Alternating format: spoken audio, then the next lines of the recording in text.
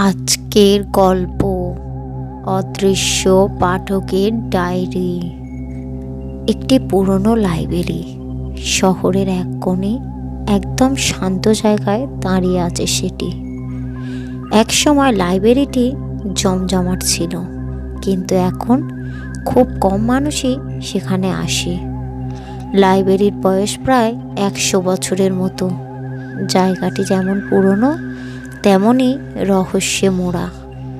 লাইব্রেরির তত্ত্বাবধায়ক মিস্টার সোমনাথ চক্রবর্তী, তিনি প্রায় 30 বছর ধরে এখানে কাজ করছেন। একদিন নতুন এক ছাত্র রাহুল লাইব্রেরিতে এসে অদ্ভুত বিষয় খেয়াল করল। লাইব্রেরির এক কোণায় ধুলো মাখা পুরনো একটা টেবিল আছে। সেখানে প্রতিদিন একটি ডায়েরি খোলা অবস্থায় পড়ে থাকে, তবে কেউ কখনো টেবিলে বসতে থাকতে দেখেনি। রাহুল কৌতূহল নিয়ে মিস্টার চক্রবর্তীকে জিজ্ঞাসা করল, ওই টেবিলটা এমন ফাঁকা কেন, আর ডায়েরিটা কি? মিস্টার চক্রবর্তী মুচকি হেসে বললেন, ওটা অদৃশ্য পাঠকের টেবিল নামে পরিচিত। সন্ধ্যার পর কেউ ওখানে বসে না। অনেকেই বলে ওই টেবিলে অদ্ভুত ঘটনা ঘটে। রাহুল হাসতে হাসতে বলল, এ তো নিছক গল্প। মিস্টার চক্রবর্তী বললেন, তুমি যদি সাহসী হও তবে সন্ধ্যার পর এখানে বসে দেখো। তবে সাবধান, ফিরে আসতে পারবে কি না তা আমি নিশ্চিত নই। পরের দিন রাহুল সাহস নিয়ে সন্ধ্যার পর লাইব্রেরিতে এলো। জায়গাটা তখন একদম নিস্তব্ধ, শুধুমাত্র টেবিল ল্যাম্পের আলোয় ঘরটা হালকা আলোকিত। রাহুল সেই ধুলোমাখা টেবিলে গিয়ে বসলো।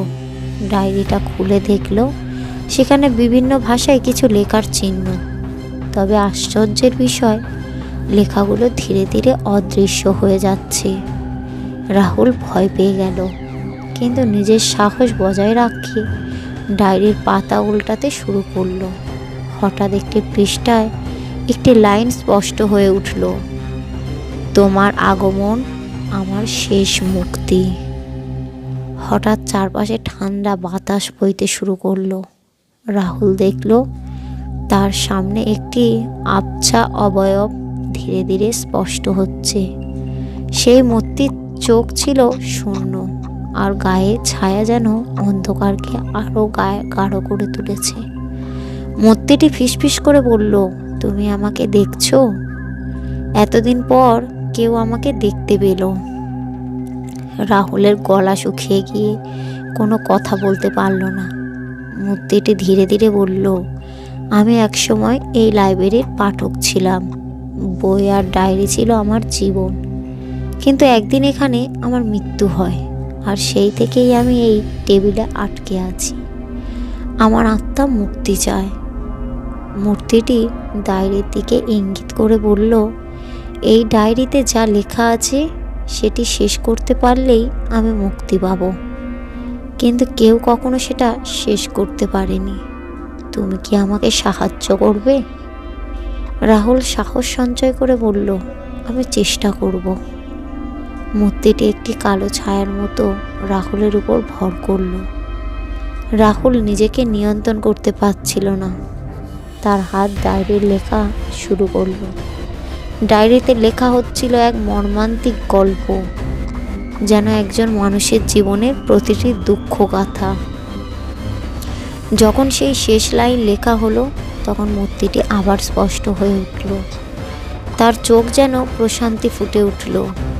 ধীরে ধীরে সে মিলিয়ে গেল আর ফিসফিস করে বলল, তোমার জন্য আমি মুক্তি পেলাম।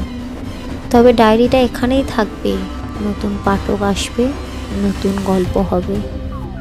পরদিন সকালে মিস্টার চক্রবর্তী রাহুলকে দেখে বলল, তুমি কি ডায়েরি খুলেছিলে?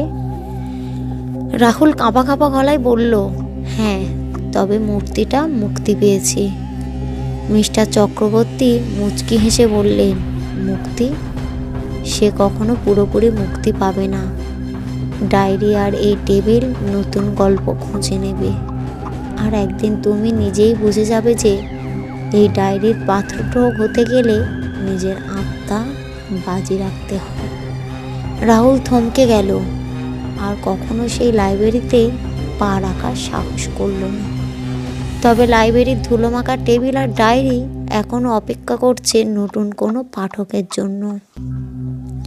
এইভাবেই অদৃশ্য পাঠকের ডায়েরি এক চিরন্তন রহস্য হয়ে রয়ে গেল, যা সাহসী মানুষদের কৌতূহলকে জাগিয়ে তোলে।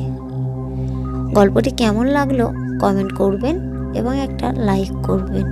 আরও এইরকমই নতুন নতুন ভূতের গল্প শুনতে চ্যানেলটিকে সাবস্ক্রাইব করবেন।